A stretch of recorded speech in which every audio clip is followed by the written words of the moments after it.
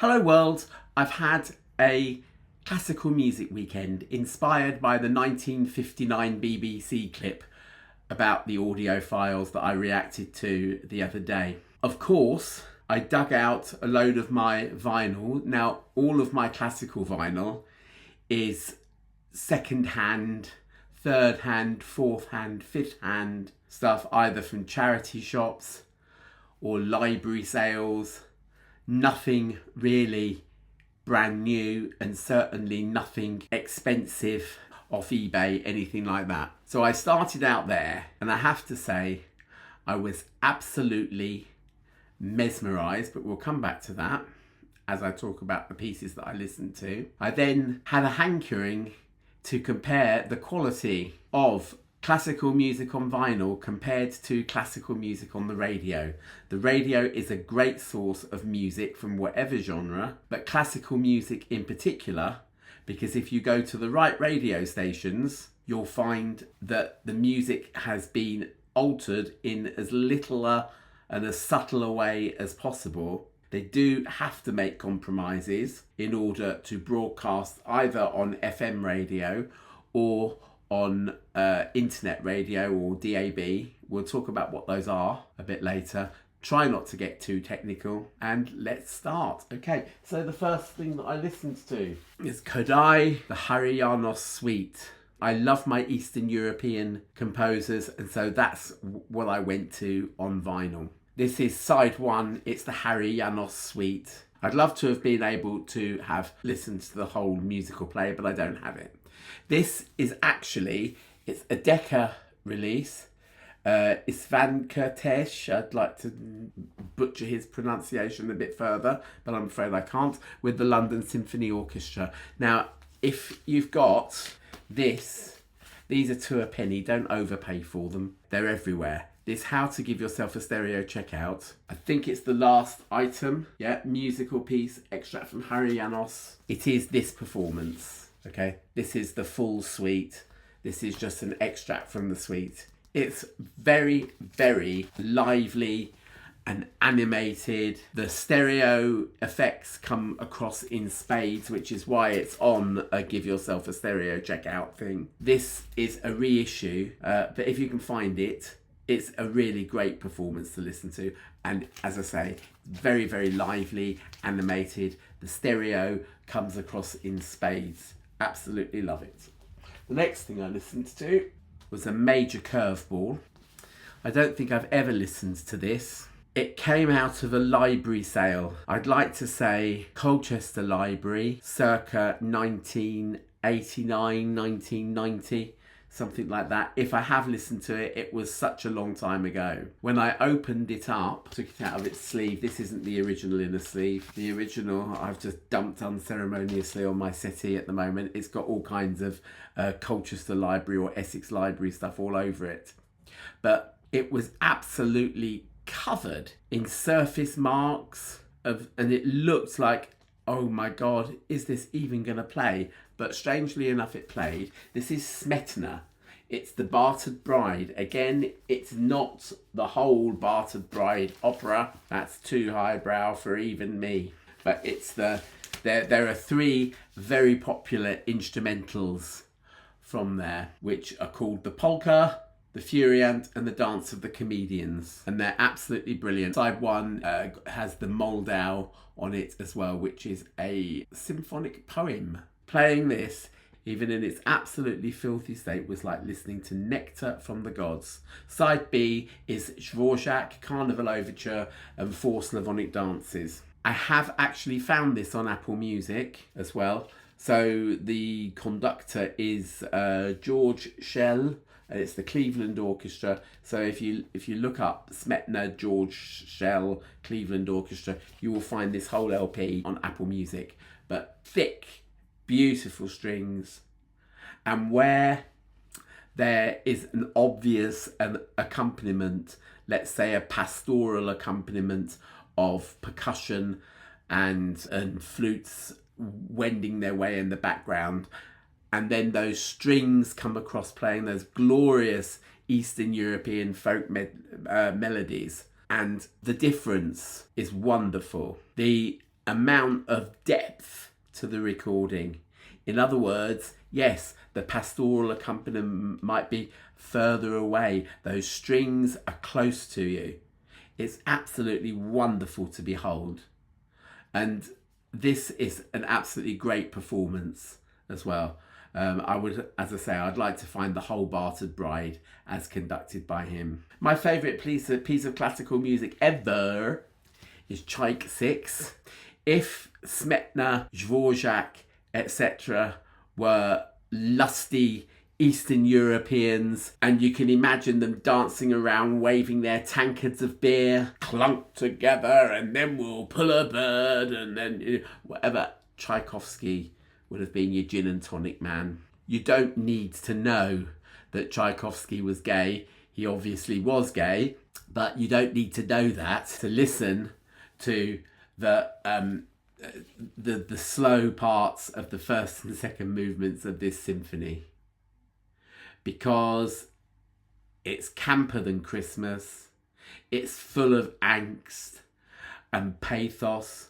I would like to believe that in the 1980s and 1990s, when musicals were making this great resurgence, I would like to believe that Tchaikovsky would have been in his element, even if he'd written this 100 years later. It's absolutely beautiful. It's not at all difficult to listen to, but it's miserable as sin, and it finishes miserable as sin. Great. I wouldn't necessarily say that RCA Camden Classics would be the best version of it. RCA did dodgy things with their records. They made an awful lot of compromises to accommodate the cheaper record players of their time. I do have a Beethoven 9 on this RCA Camden Classics label, for example, where they have put the whole of the fourth movement on side 2, which sounds wonderful because it means that the movement gets a bit of space to breathe. It's very long, and by the time we get to the Ode to Joy at the end, it's an absolutely massive choir and orchestra, and can sound absolutely terrible if it gets anything less than its own side. But what that is meant is that movements 1, 2 and 3 have all been pushed to side 1, which has meant that they've been compressed. Fair enough, you haven't got the huge choir in movements 1, 2 and 3, so it's not that dire, but it is. You really want a double album for Beethoven 9, and even that is not ideal, because I've seen some editions of the Beethoven 9 where they've actually cut that fourth movement halfway, and that's not ideal.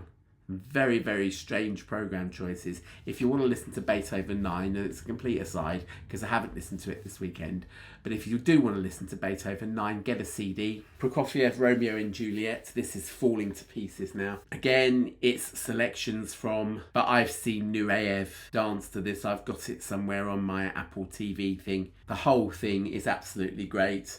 But Romeo and Juliet, Cinderella I'm not so familiar with. I just keep going to Romeo and Juliet and side 1. In fact, actually, there's a picture behind me. The couple that are holding each other with the moon in the background behind me is actually a photograph that I took as part of my photography degree. We had to design and photograph the cover of Romeo and Juliet. So I got my 2 friends there to play Romeo and Juliet, and we made that picture there. Yeah, so I absolutely adore it anyway. Prokofiev's Romeo and Juliet suite, wonderful. This is, again, it's Decca. Decca have a fantastic reputation for classical music. In fact, 2 labels that you really ought to be looking out for classical music. Mercury Living Presence on vinyl, and then a lot of those vinyl things were transferred to CD, and also Decca. The Decca SX label. In fact, it's SXL. If you can look out, the original recordings will begin with the prefix Decca SXL and then a number, such as the Harianos on here is SXL 6136. But this, which is the same performance, has a completely different serial number, JB55, because it is, as I say, it's a reissue. 1964 and 1979. So I had a great time listening to those. And then I went over here, somewhere over there where my record cleaner is, and I actually cleaned them all up, including that Smetana LP, Smetana's Dvorak LP, as I say, which was covered in all kinds of surface marks. Looked like someone had actually spilt water on it or something like that, and it had looked like sort of rivulets all over it. That's actually come up very nicely with a clean, and then I played them through all again. Absolutely lovely experience.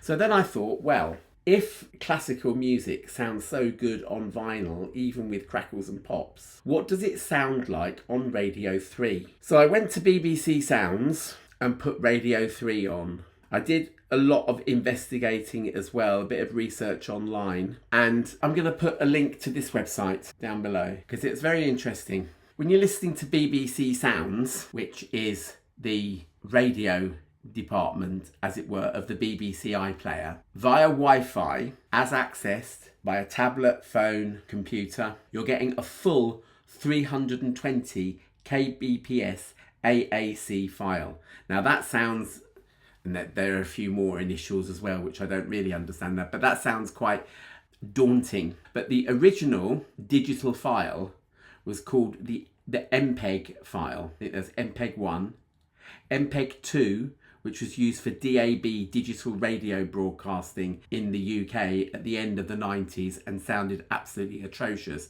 If you've got one of those little handheld mono digital radios, a lot of the stations will be using that MPEG layer 2 or MP2 file, not even MP3, but MP2 file. It's atrocious, it's awful. Over the years, the standards have increased.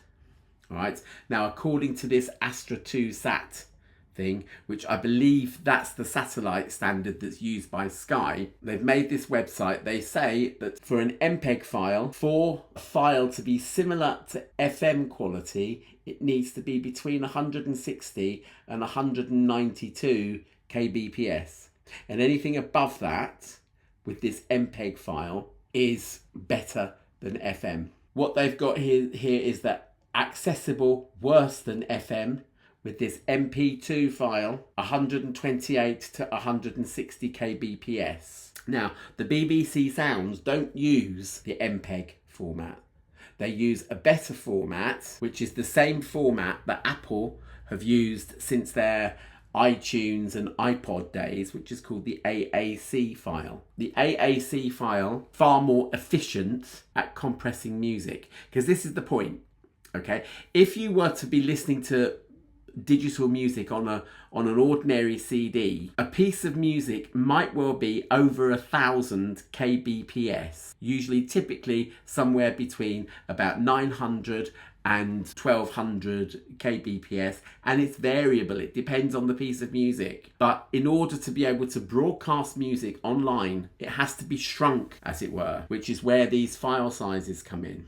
So for this AAC, better than FM, it says requires 56 to 96 kbps. Similar to FM, requires 40 to 64 kbps. And worse than FM, 24 to 48 kbps. You'd think that nobody would dare release anything at 24 to 48 kbps, but you would be shocked about what I'm going to tell you.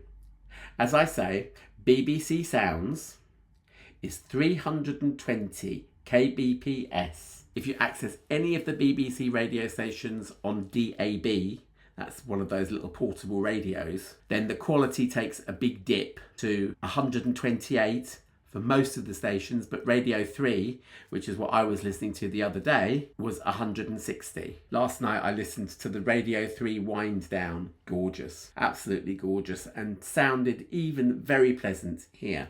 Okay, via my hi-fi, BBC Radio 3 sounded a lot further away than my records. As I say, those records had presence. You could almost walk into the orchestra and touch the instruments. You didn't get that feeling with Radio 3. You also got, even at that high quality of 320 kbps, you got a little bit of sheen, a little bit of over sparkle on the treble. Sometimes you'd find the violins and piccolos and things would make you go just a little bit for a second or two. Voices, spoken word, sounded further away. There's a reason for that as well. Radio 3 via BBC Sounds is not only 320 kbps, it's 320 kbps, what they call HD. And what the BBC mean by HD, and this is different to what I'm going to tell you in a second, is that they have not applied any post-processing to the audio signal. As you know, pop radio applies an awful lot of different algorithms to make that music seem loud, particularly with commercial radio. The broadcaster's voice, the music, the adverts, they're all actually the same level. There's no dynamic contrast whatsoever between them. And that's because they put an awful lot of sound processing on to make it sound loud over the radio. Radio stations, believe it or not, have to compete with one another. And the louder your radio station sounds compared to somebody else's, the more chance back in the day that your ordinary FM radios who had a chance of pulling it in, particularly if you were driving in the car and you'd driven out of the signal of one station, you had to retune your dial, your radio stood a better chance of pulling in a signal that was playing louder music. It's as simple as that. There's none of that with Radio 3 at all. No processing. And they call that HD. And when you tune in via BBC Sounds, that's automatically applied. It's the only station on the BBC that has this HD moniker next to it. I thought for a laugh that I would go over and have a little listen to Classic FM. That same document, it's slightly out of date, but this same document scrolling down and down and down gives all the bit rates for the commercial radio stations in the UK. It's horrendous, absolutely horrendous. Do you remember? Worse than FM, but acceptable AAC quality, 24 to 48. And it's processed. So classical music via Classic FM is processed. It's processed if you listen via FM or if you listen online or on DAB. And on DAB, it sounds much worse because I've tried it with I've got a little handheld portable thing in the bedroom, which just sounds like the music never escapes the little plastic box that it's in. Radio 3, a bit better, but no. If you want to listen to Classic FM, get yourself a good FM radio, preferably one with, some quite nice large speakers, the sort of boomboxy style thing that we had back in the day, with some nice large speakers that you can preferably again separate from the sides so that you can get a bit of stereo and it will sound better. But via digital, it's awful. Voices were boxy, much more in your face. Imagine looking up at my nasal hair, really not very pleasant to listen to at all. The ads were screamy and shouty, and I'm afraid when I heard Classic FM in association with the Daily Mail brings you, that's when I had to switch it off. But yeah, as I say, the music, there's no dynamic contrast at all.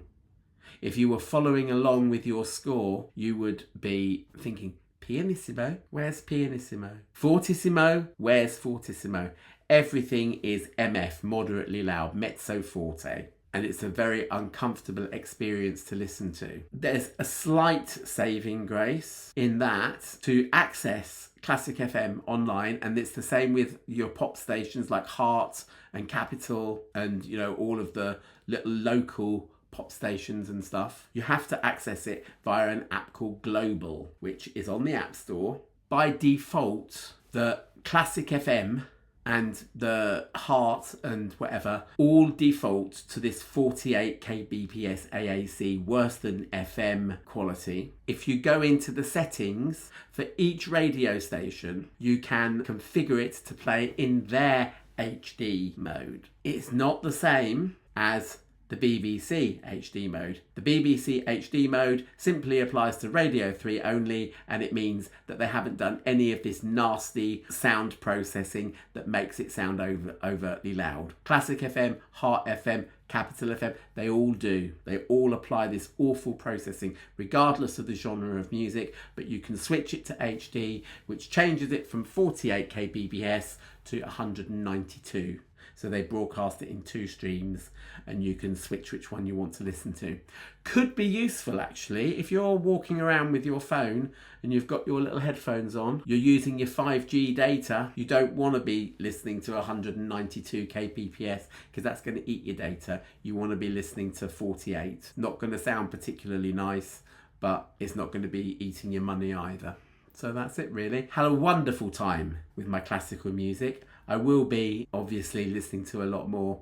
It's been ages since I've really got into my classical music. It was always something as a kid. I loved my ABBA, I loved my Beatles, I loved, any pop music that came my way to play on the piano. And I used to fiddle around and just if a piece of pop music was too hard for me to play, I'd find some way of playing it that made it a little bit easier. Whereas with classical music, you really had to work really hard at it. And I always felt very lowly and poor compared to the musicians in my college. When you went up onto the music floor where they're all practicing in their little booths, and the pianists there were just absolutely amazing, and I never felt like I could do it, and it was always too much hard work. And I'm afraid the cover of an album like that compared to Gary Newman I Assassin just looked dated, uninviting, uninspiring to listen to. Radio 3 was like a death sentence back in the day. It was just morose and serious and highbrow beyond anything that I could cope with as a 16, 17-year-old student. Radio 3 now is really quite informal. It's not quite as bad as all of those phone-in stations. Just, Radio 2 is a continual phone-in fest. Even the BBC have to make money somehow, and they make it by phone calls into the station, getting you to speak to them as much as they can. And while that's all very nice, and while we might want a little bit of company every so often, and I'm not really belittling these people, but there's only so much. Yes, I'm retired, I've got 6 grandchildren, never been so busy since I was retired, and oh dear, oh my god, and no. How on earth some of those presenters do not go insane, I don't know, with the drudgery. Radio 3 is a nice treat. Really, have a listen to it. Give yourself half an hour. With that, had a great weekend digging out my old classics. I will see you soon with another video. Remember to like, subscribe, share if you dare. Consider a super thanks. Do all the wonderful stuff down below. Share this with your friends, please, particularly. All right, see you later. Bye-bye.